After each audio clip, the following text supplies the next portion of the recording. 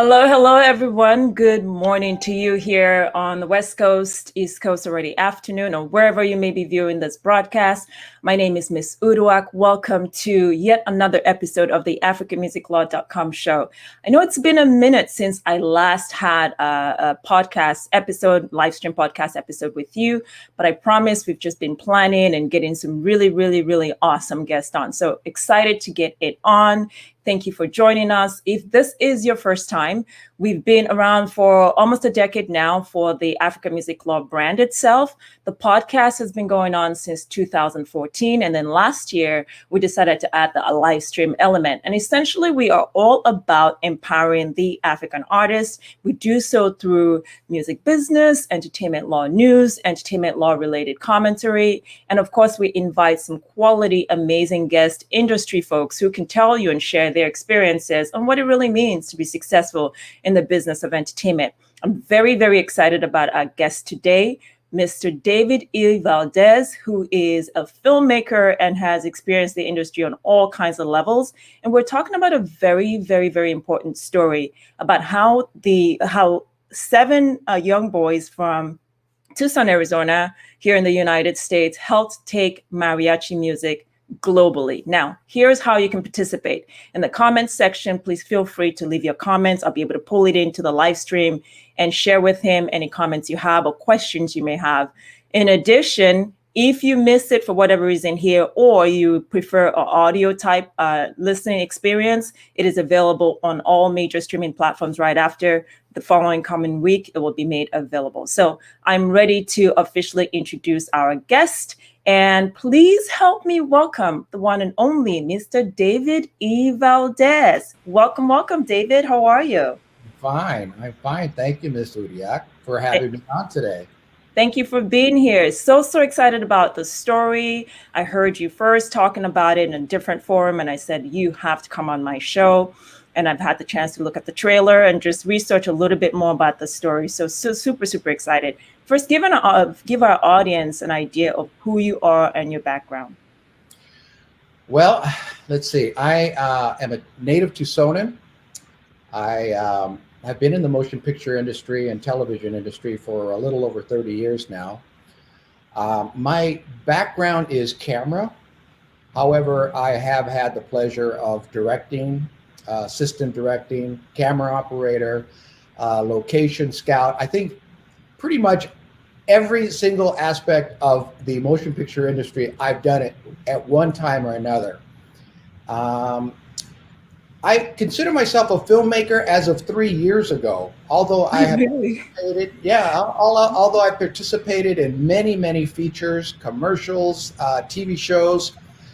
I decided to become a filmmaker because being a cameraman, I just really kind of got burnt out, and I really saw my aspirations of growing into actually creating my own content.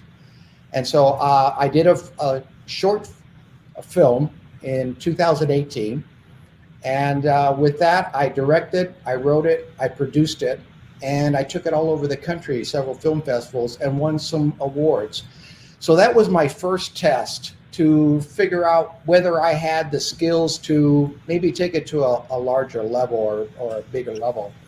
And that's where I am today. Okay. So it's been a journey of roughly 56 years, I would say, of figuring out who I am, what I want to be, and I have finally found myself in a very comfortable position as producer, co-director, and co-producer.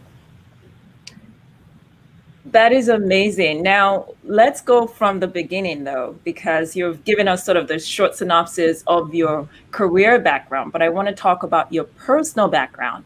A lot of people have aspirations to get into the film industry, from all angles, even creatives, particularly musicians. You see a lot of collaborations happening, and getting into that space to diversify the stream of income as well. So let's take it all the way to the beginning of where you grew up and how this entire idea of becoming or getting into the film industry came about. Do we have enough time for that? We're going to keep a short synopsis, but we will definitely have time Well, to talk again, about it. my grandfather had an import-export business back in the 60s, 70s. I was leaning towards maybe a business degree. Being the lowest one on the totem pole with in my family business, I decided to become a pilot for the company, and I went and got my pilot's license. And I thought maybe I could become the corporate pilot for the business.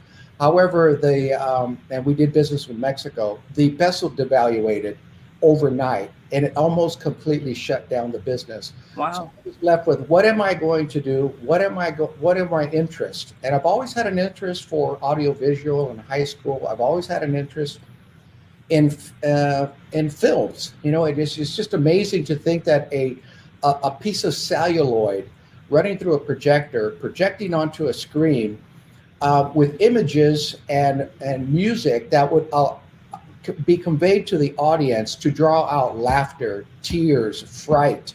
That has always amazed me. So I thought, you know what, I'm going to delve into the fine arts, motion picture industry and see where that takes me. So, long story short, I graduated from the U of A. I applied for the American Film Institute. There, I received my master's in cinematography. And then I just started to explore. I did my camera work. I did my camera assistant. I got all the way up to directing a travel series for the Nashville Network. And that company was based out of Knoxville, Tennessee.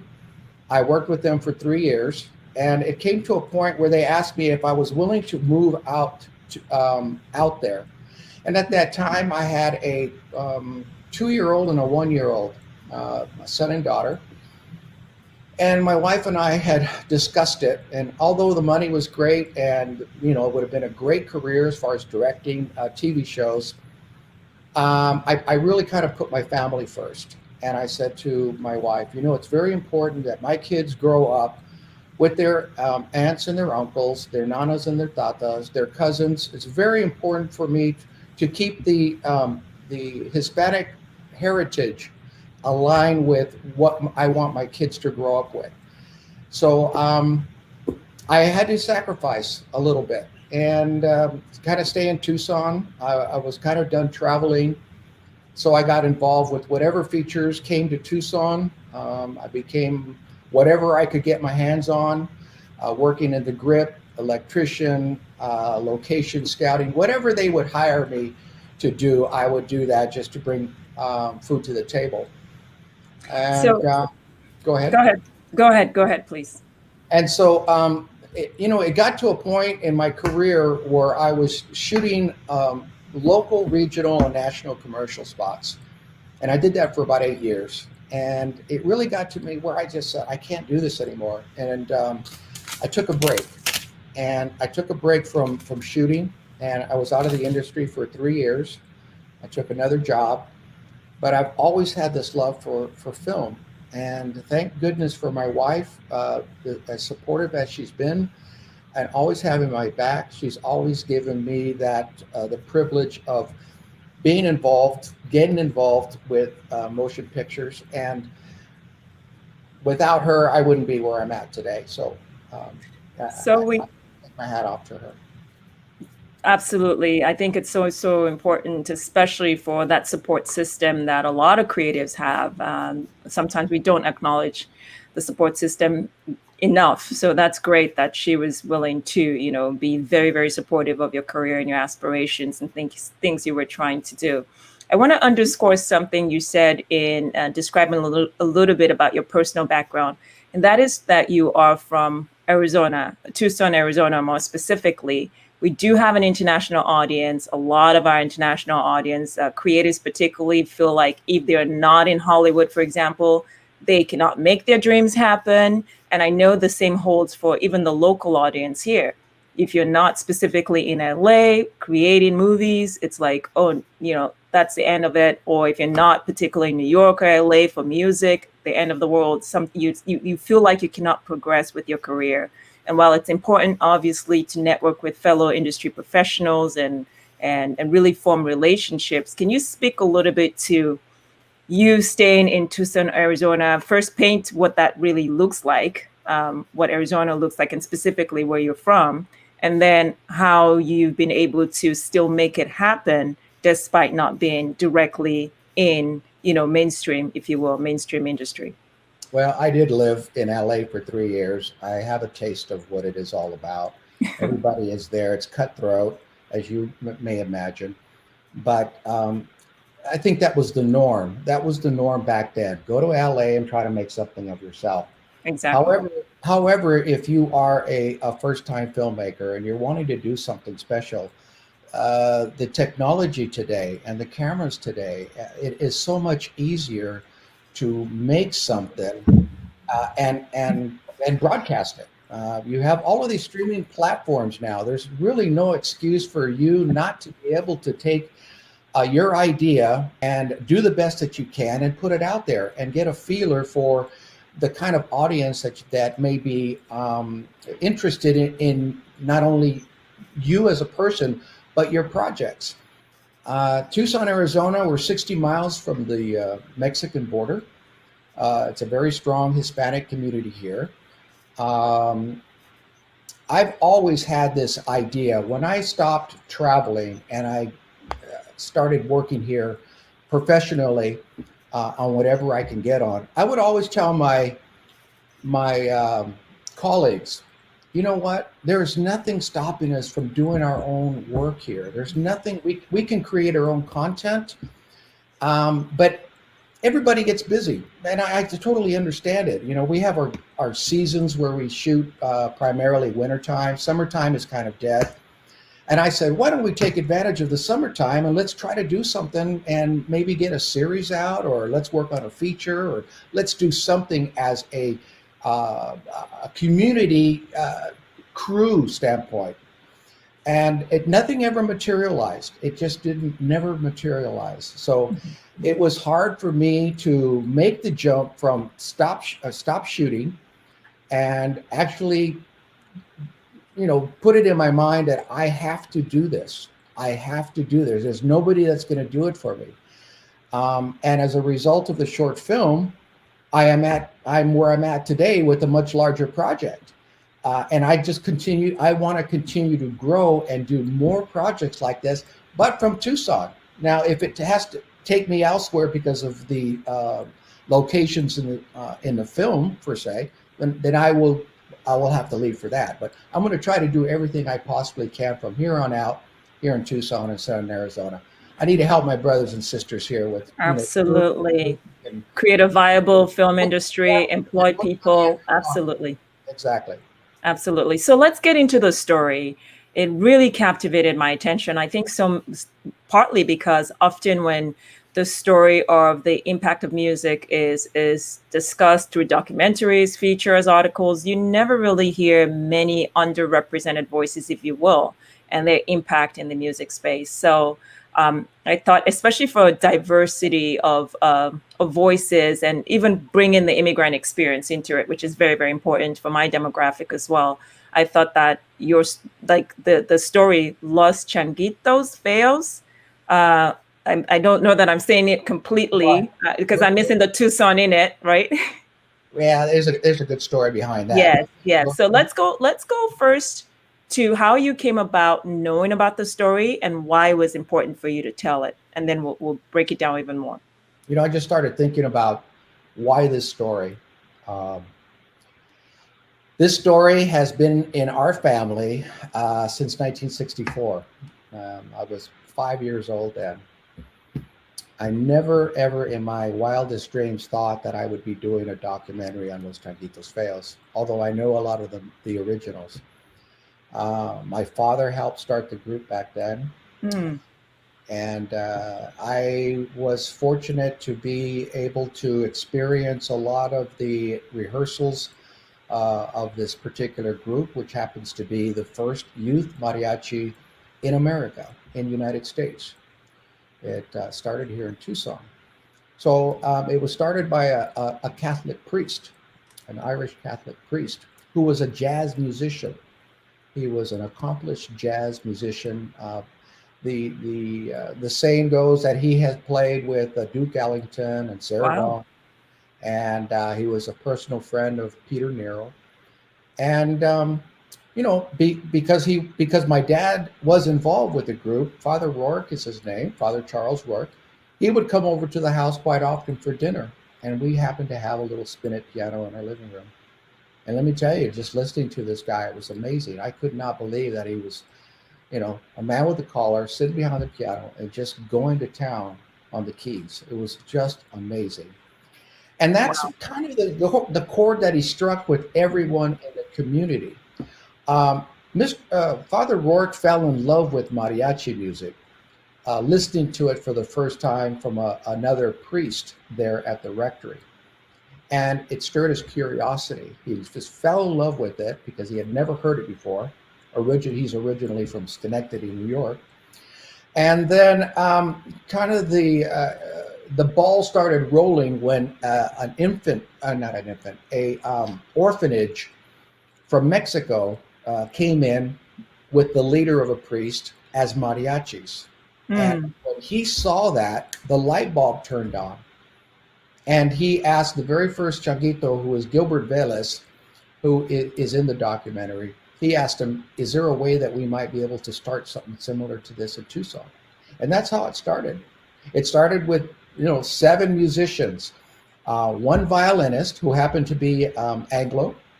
There were guitar players, one trumpet, and then Father Rourke on the guitarron, which is the bass, the big bass that's played that you see in mariachis.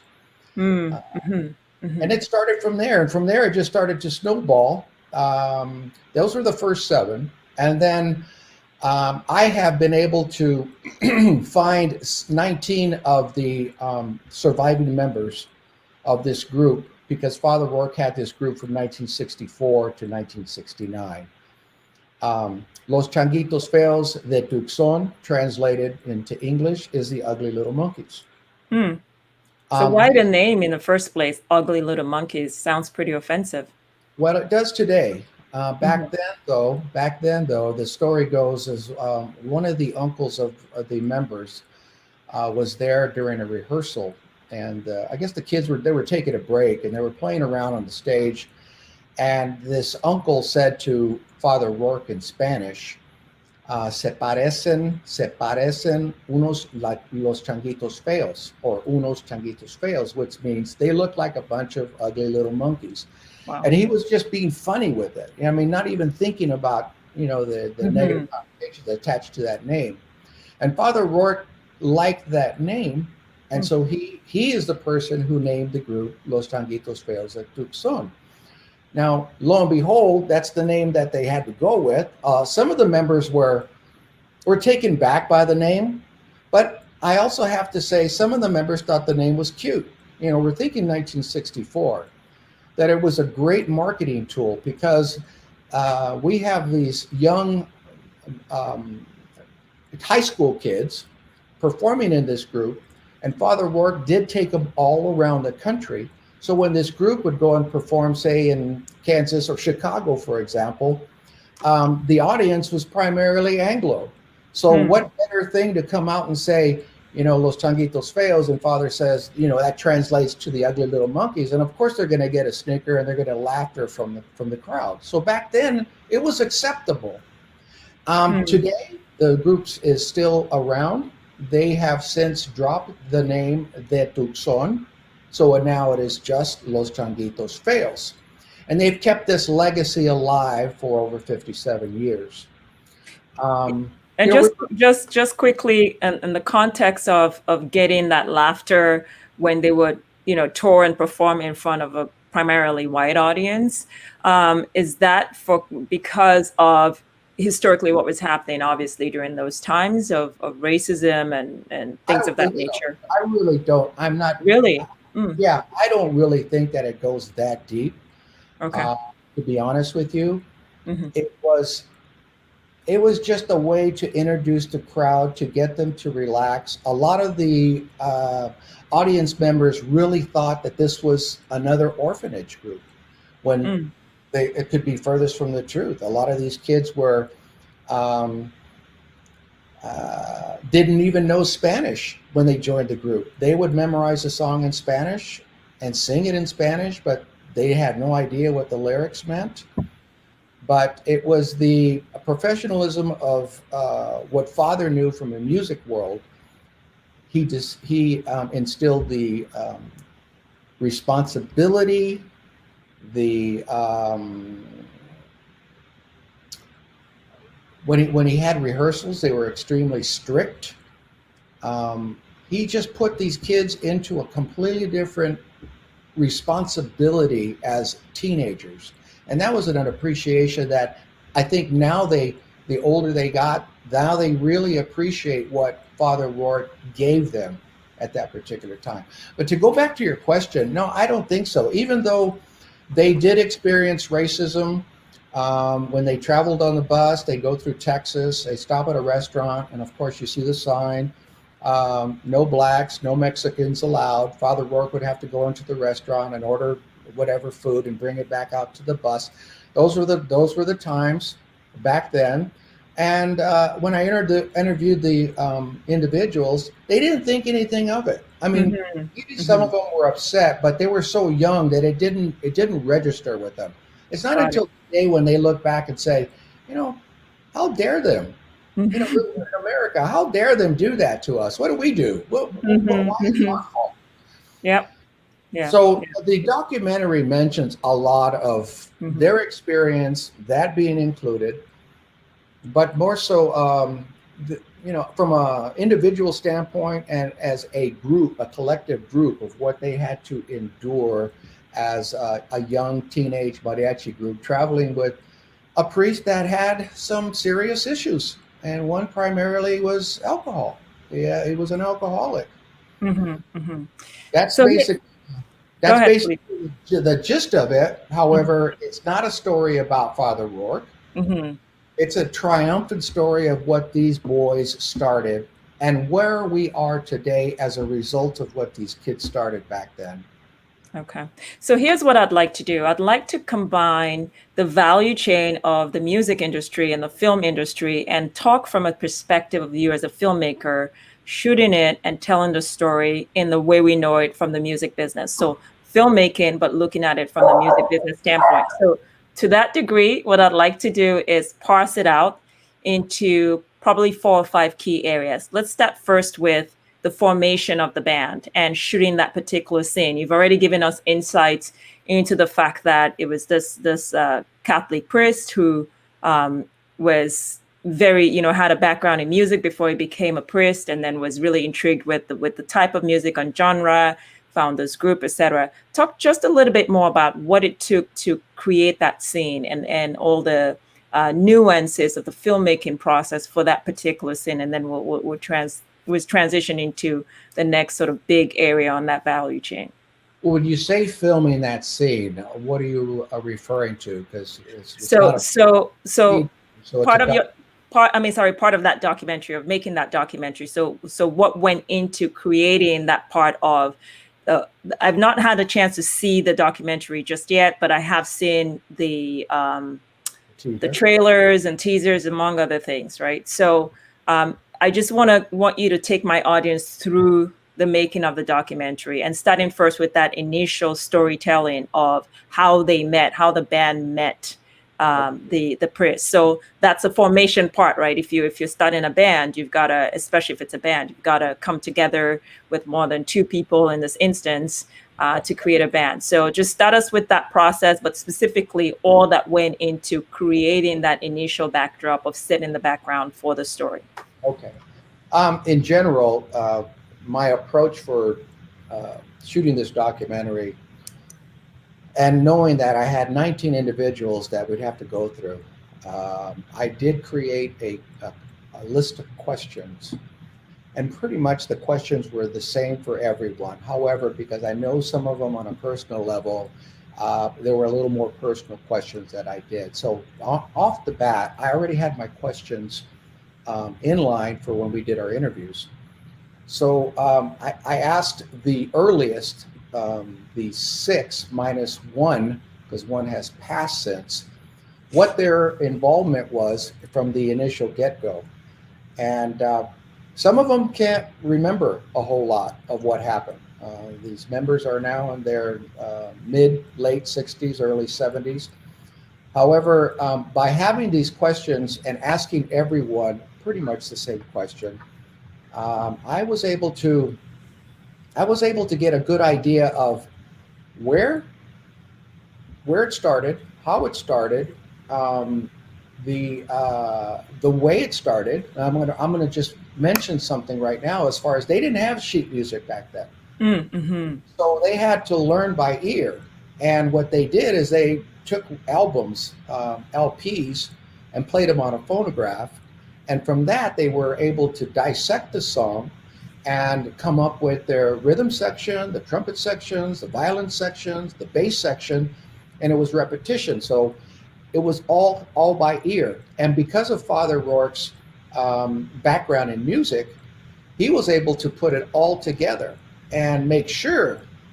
Interesting. To make sure that everything was on tempo, that everything was in key. If you were in sharp, if you were flat, he would stop. He would let you know. They would start from the beginning. There was that discipline that Father Rourke gave to these boys that brought the professionalism of these kids out. And not only that, the music was phenomenal for high school kids. It was absolutely phenomenal. I've had I have the original album that I've digitized. That is part of our incentive project, our incentive package for our crowdsource funding campaign. But we'll talk about that a little later on. But to learn about the whole process, even though I grew up with these individuals, I learned a whole lot of background stories from what actually took place. How am I going to cover some of these things? I know we're still right now trying to figure out how we're going to cover it because some of it is extremely shocking. But from the very beginning, these boys and how I'm going to cover it is kind of like that, somewhat chronological. I'm going to allow them to tell a story, and wherever and whenever I can interject either B-roll footage or capture footage or still photography, then I'll go ahead and do so. This project first started out as a project specifically for the original members and their contributions to the mariachi movement that we're witnessing today. However, since then, I have opened it up to interview Linda Ronstadt, who came out with her Canciones de Mi Padre in 1986. A lot of people may not know, but I think it's because of Los Changuitos Feos and because of the Tucson International Mariachi Conference that was created here in Tucson. I really do believe that because of that and the popularity of mariachi music back then, that Linda then decided, you know what, I'm going to do an album of songs that my father sang when she was a child. I got Louis Perez from Los Lobos because of La Bamba. Oh, yeah. And La Bamba, a lot of people don't know, was, it was written back in the late 1800s, early 1900s. And there's a story behind that Father Rourke didn't want to perform that song because it was classified as rock and roll because of Richie Valens. And the boys fought him and fought him and fought him. And finally he said, okay, we're going to play it. So they recorded that as well. Some of the other celebrities that I'm looking to get is Mr. Carlos Santana. Nice.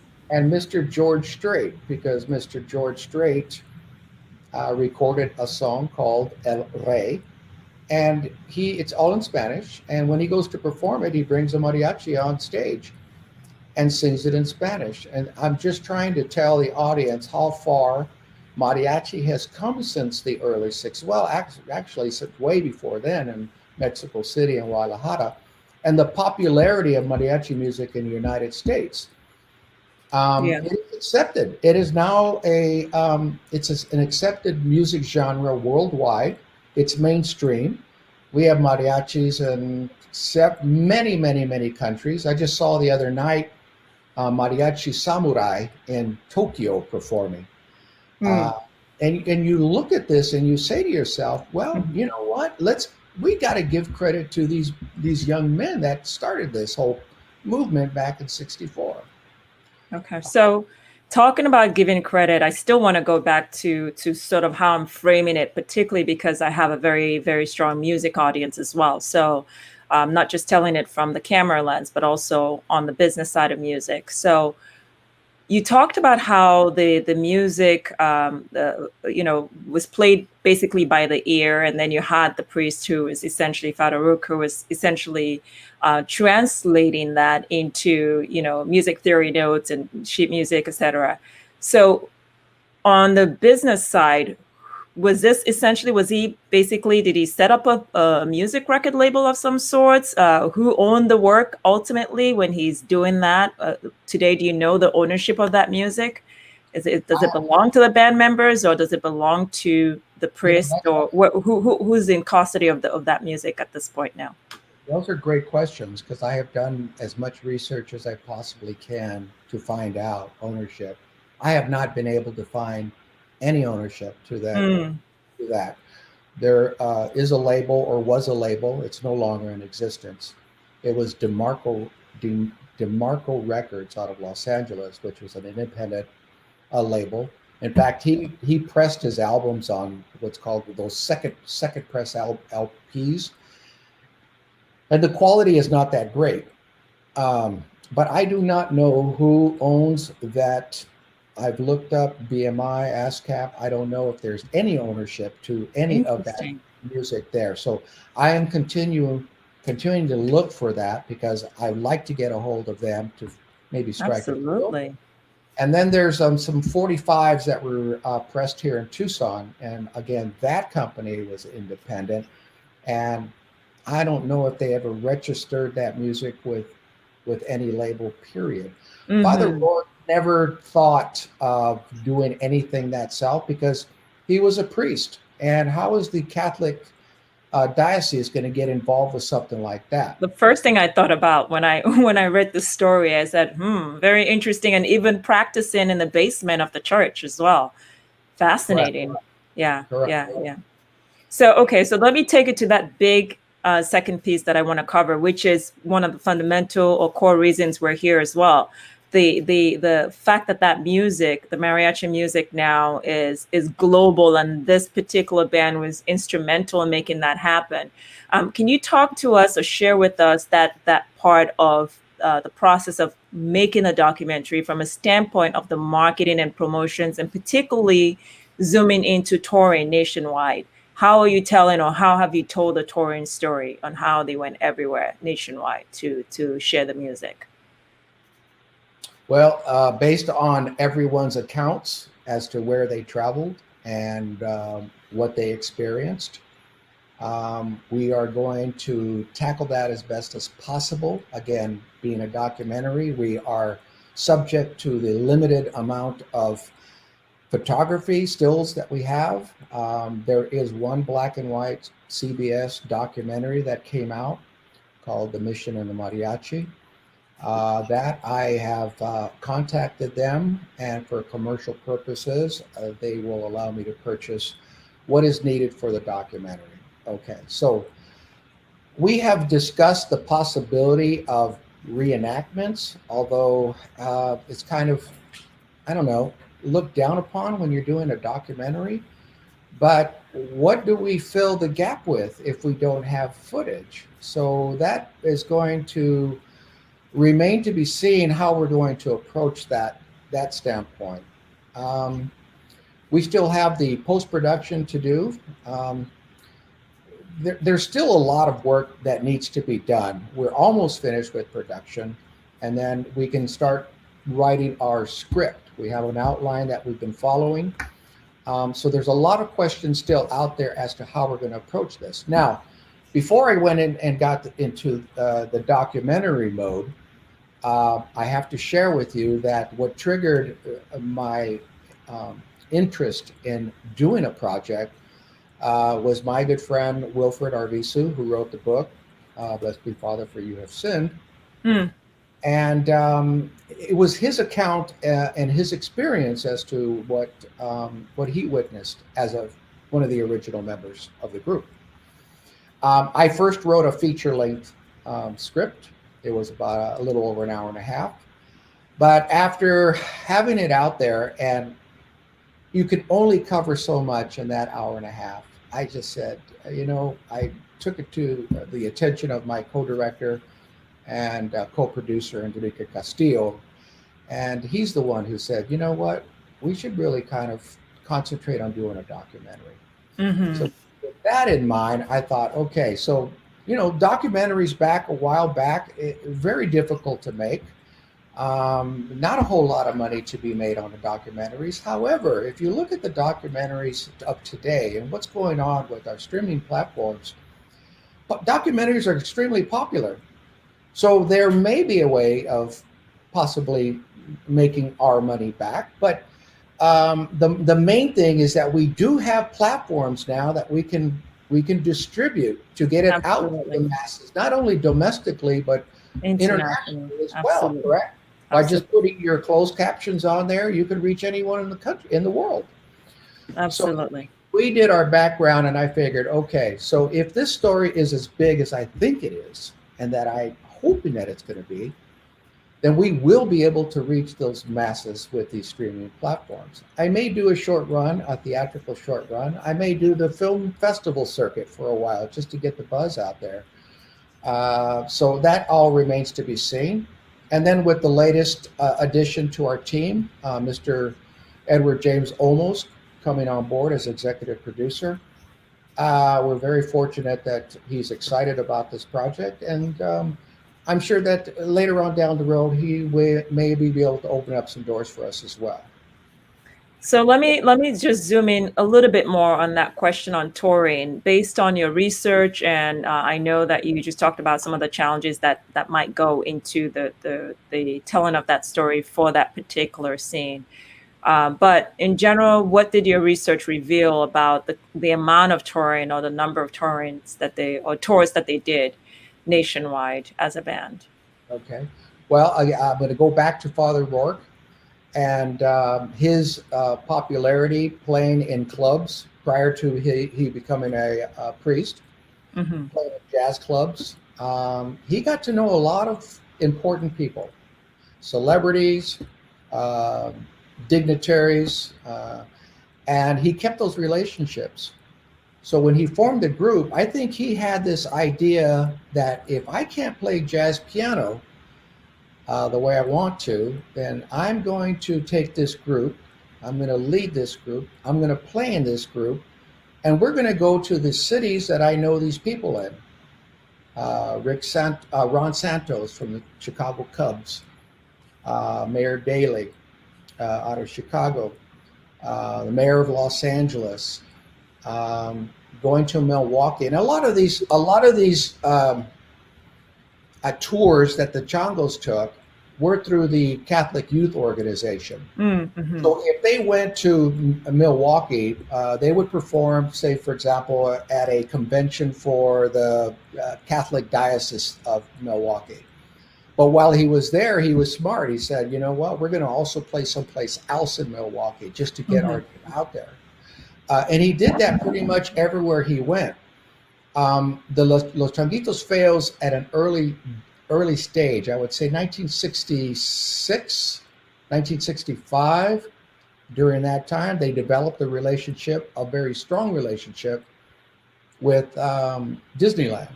And every summer, for maybe 2-3 weeks, they'd go and perform at an event there at Disneyland, and they'd share the stage with other performers from Mexico or other performers from around the country. But they were the youth mariachi at that time.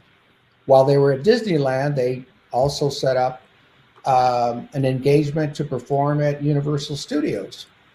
So they were able to perform at both venues during the summertime, which was very good for the kids at the time because they were out of school. You know, they didn't have summer school in those days.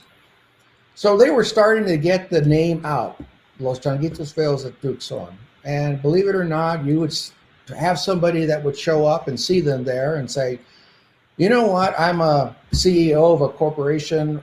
We would love for you to go and perform with us in Wyoming. So they would send a private plane and everybody would get on and they'd go to perform in Wyoming. Wow. And that's the way it was with the Changos. They traveled from LA to New York, Chicago, Texas. And that's how the word got out. That's how Los Changuitos Feos became kind of a famous little band in that during that time period.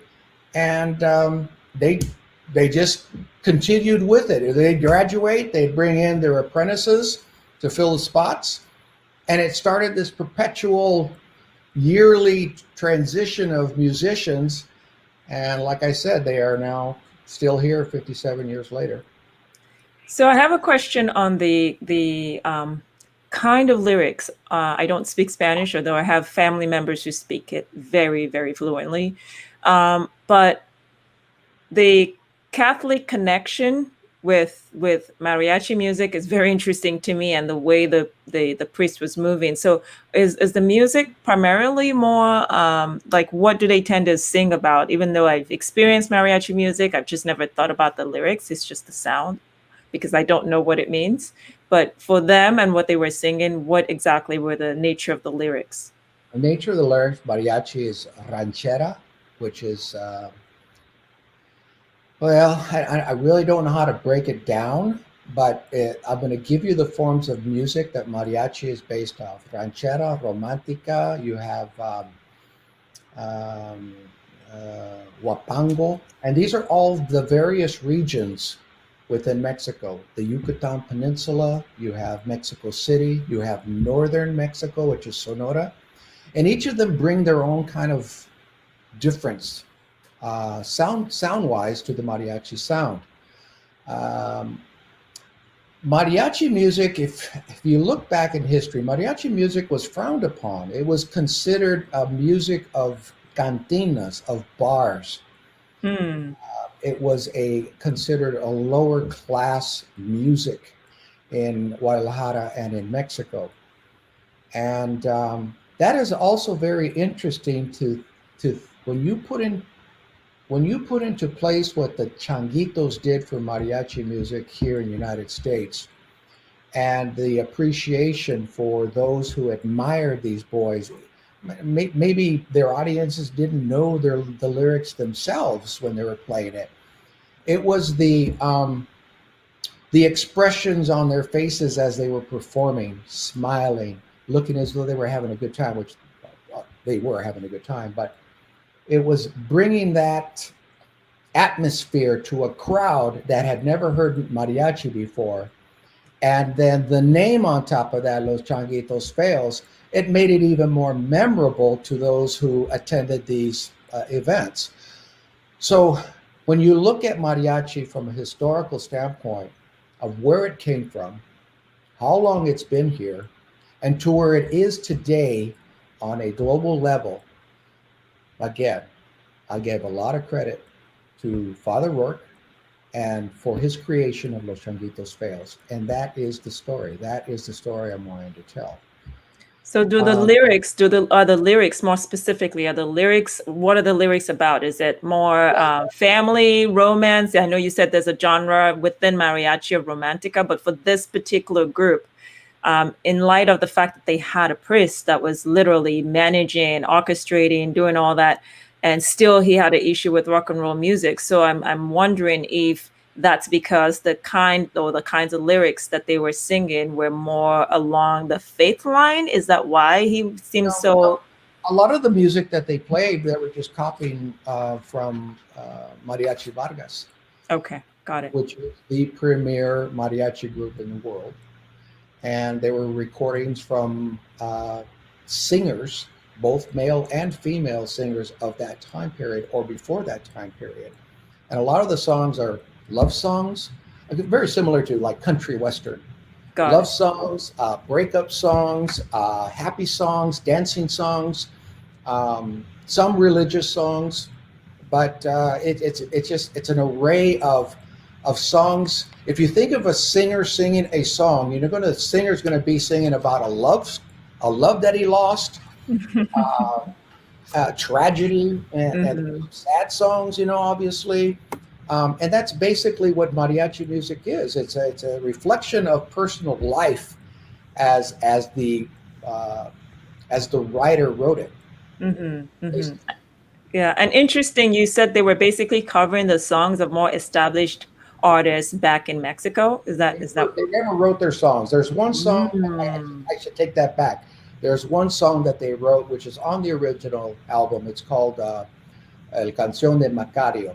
And that was Mac Reese, and he wrote the song. And that is I think, the only original that they ever recorded. So all of the songs that they had been recorded are Mhm. from other uh, mariachi groups. Okay, very interesting, and answers sort of the question I was curious about, and for my audience as well. If you guys are watching that gets into that licensing or listening, that gets into that licensing and assignment of rights of music on the back end to the original creators of the work back in Mexico, and how that even on the international laws part works for copyright and royalty collection, etc. But we won't get into all that because that's not the scope of what you're covering, David. But very, very interesting. To think through those legal issues. So, David, I want to go into the third big part of the discussion before I finish it out with where are those members, what did their life end up being, and the realities of what it meant for them to be in that band, like what's actually happened post, their music career. So the third big part is really more on the management side. There were a lot of, I mean, it sounded great and great story, but in your digging and uncovering, we find out this really horrible scandal that happened with, it appears, molestation by the priest with the boys. And I want to talk to you about why it was important for you to tell that story and the sensitivity approaching that topic, because obviously it's a very, very sensitive one, but also still you still manage to still talk positively still about Father O'Rourke, nonetheless, about his contributions prior to, even though you still also expose that particular area. So can you share with our audience a little bit more about that? Sure, definitely. It's a question that's asked quite often, Mm. by people in the Tucson community. They love the story, but it's usually followed up with, "Why do you have to discuss the dark side?" And my response is, well, it is a documentary, number one, and I must be truthful to this story. I would not be doing this documentary if it weren't for the original members and their decision to finally come out and reveal what they either experienced or what they witnessed. And knowing that, when I had the green light from every single person, that I'd begin to work on this project. Again, I'm going to say that it is not the focus of this documentary. It is an element within this documentary. It is a chapter within this documentary because it was a chapter for a certain time period within these members' lives. So a lot of it was extremely therapeutic for them to finally come out with what they either experienced or what they Mm. witnessed. And it was a breath of fresh air. A lot of them came up to me and gave me a hug after the interview and said, "You don't know how good that feels to finally get it off my chest. At Mhm. least I don't have to go to my grave with it." And so I've been helping them finally deal with what they experienced. Uh, So it is a delicate issue within the documentary. When you're in anything that deals with clergy, especially today, uh, Exactly. it could be detrimental to a project. And I can understand how it can be. But if you look at this project as a whole and what these boys that became of themselves after the fact, that's the real story. That is the true story of what mariachi did to these boys, what they learned along the way. Many of them, and let me back up. First and foremost, the youth mariachi movement, sure, it teaches you how to play an instrument, and it teaches you how to play the songs from fellow mariachis members. But mariachi music teaches success. It teaches you discipline. It teaches you responsibility. It teaches you how to work amongst each other as a group. Okay, and not let's not lose sight of that, because a lot of these members, original members, I said to all of them, made something of themselves. They went to college. They graduated with a degree. They became doctors. They became senators. They became scientists. They became educators.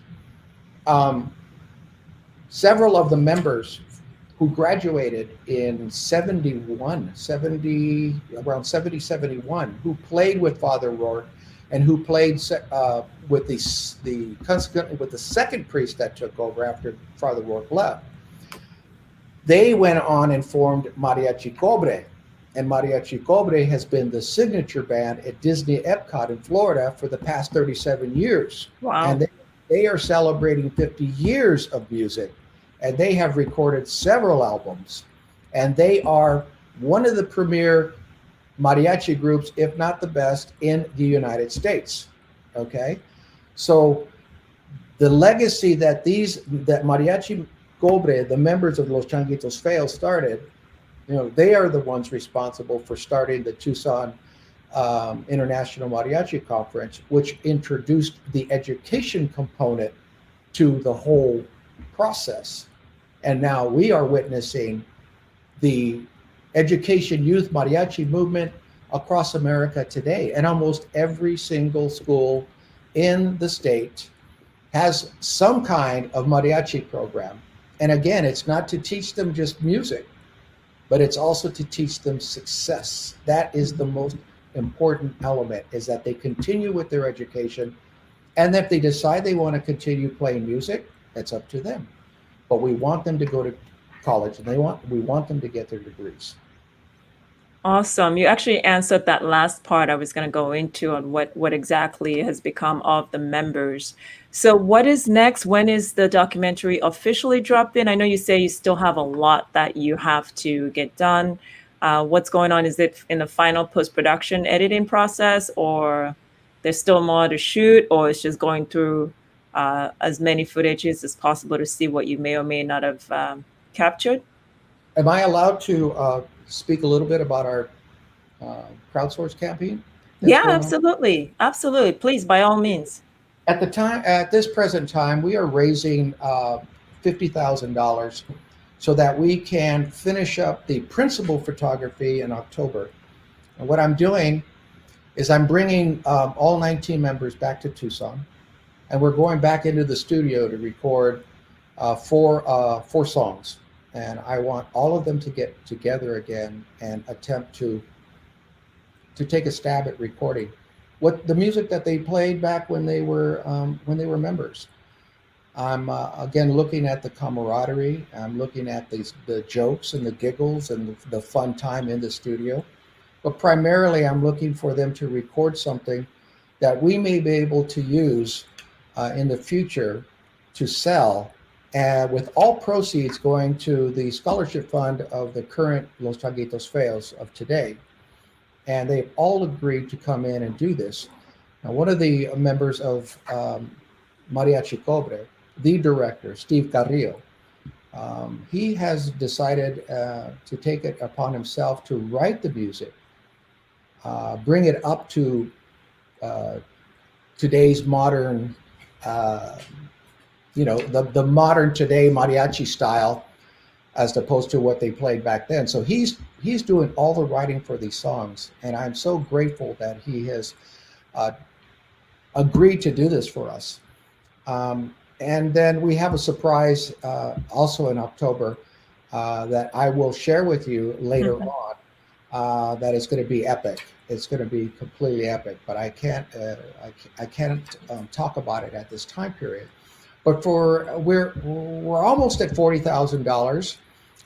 We have until August 18th to raise an additional 10, and that money again is going to be used for the recording, for this special surprise that we're gonna also launch, and it will help us end our principal photography.